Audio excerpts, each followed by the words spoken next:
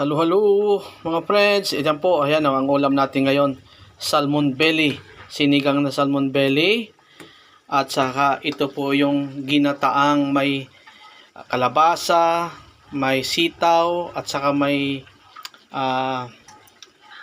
alimango, eggplant, yan no, naku ang sarap po, yan po. Maya, pwede kayong pumunta, pasyal kayo, tirahan ko kayo.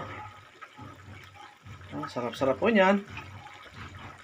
Yan. Kung naalala niyo yung unang binidyo ko noon, na yung isa lang ang niluto namin na na alimango. Ito na ho yung yung pangalawa. Yung pangalawang alimango. Yan na ho yan. Saka matching with salmon belly.